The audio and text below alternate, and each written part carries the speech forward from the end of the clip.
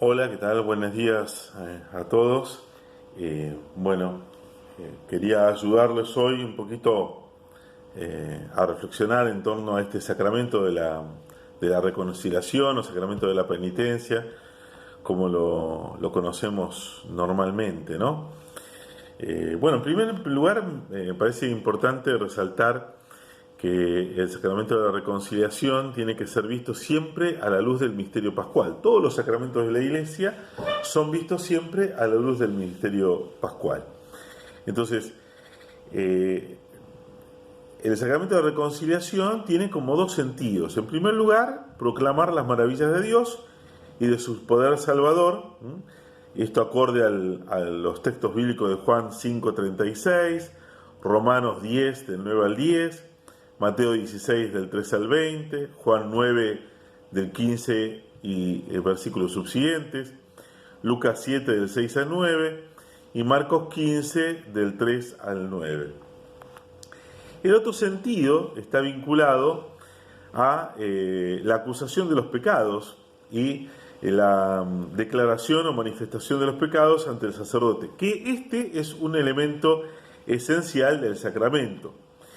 Parece que es bueno también aclarar que estos dos sentidos están íntimamente unidos, ¿no?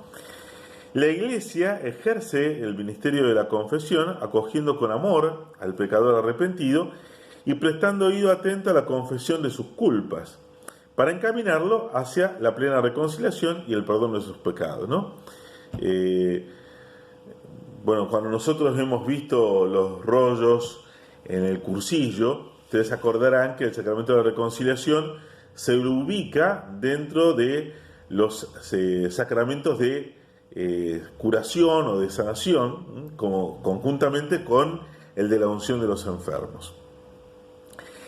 Este ministerio suscita la humildad ante nosotros los pecadores, todos nosotros somos pecadores, para que nos pongamos en nuestro lugar delante de Dios y con amor filial podamos mirar nuestra vida a la luz de la misericordia de Dios. Me parece lindo resaltar aquella frase del Papa Francisco que dice: hay que dejarse misericordiar por Dios, ¿no?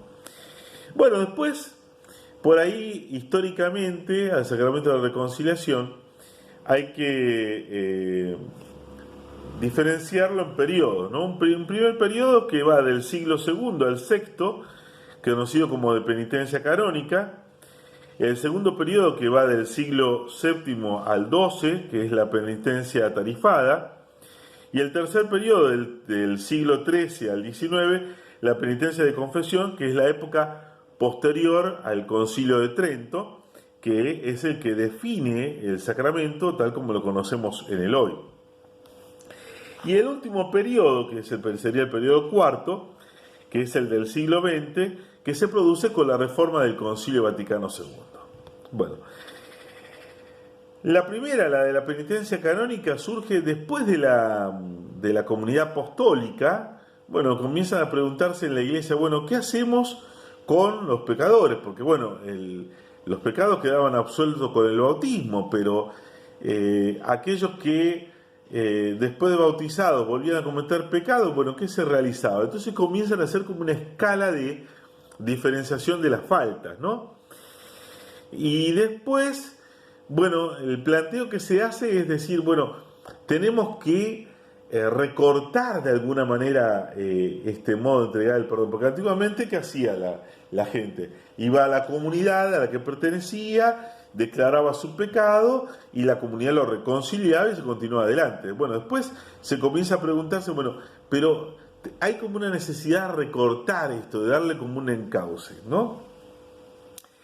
Y se va dando el fenómeno de los penitentes, que muchos de nosotros conocemos, por ejemplo, por Francisco de Asís. Se usaba el hábito del penitente con una confesión privada de la culpa al obispo, y el obispo te hacía ingresar al orden de los penitentes. Bien, en el Concilio de Trento se van dando una organización del sacramento, ¿no? En primer lugar tenemos la penitencia confesión, que es necesaria para el hombre, pero para el cristiano se convierte en un sacramento por el bautismo.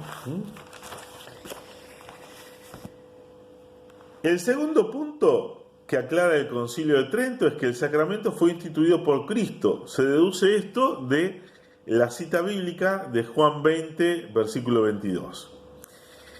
Tercer punto, el sacramento se compone de diferentes partes, una constituida por los actos del penitente, que son la contrición, que puede ser perfecta o imperfecta, la confesión y la satisfacción, y la otra que está instituida por las palabras del sacerdote, del ministro, el ministro ordinario del sacramento de la reconciliación, es el obispo y los presbíteros, ¿no? Y bueno, las palabras están dadas por esto que se continúa hasta hoy, ¿no? Con la extensión el gesto, la extensión de la mano sobre el penitente, diciendo: yo te absuelvo. Y el punto C, podríamos decir, dice: la confesión es la acusación íntegra o completa de todos los pecados mortales y de las circunstancias que pueden cambiar la especie del pecado. Esto era necesario por derecho divino para todos los bautizados. Por ahí algunos tenemos esta memoria de cuando se nos preguntaba, bueno, ¿cuántas veces, con quién, en qué circunstancias? ¿No? Esto era para diferenciar el pecado en modo y forma.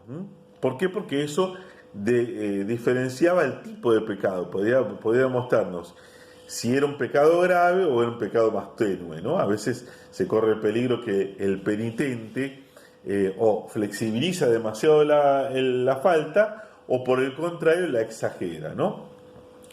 Y el punto F, que es la satisfacción que impone la penitencia, que tenía una doble finalidad, o tiene una doble finalidad. Por un lado, que es la aceptación de la pena, el sufrimiento o dolor, que debe rescatar del todo o en parte la pena aún debida por el pecado. Y el otro es un medio para ser más cautos y vigilantes a los pecadores en el futuro.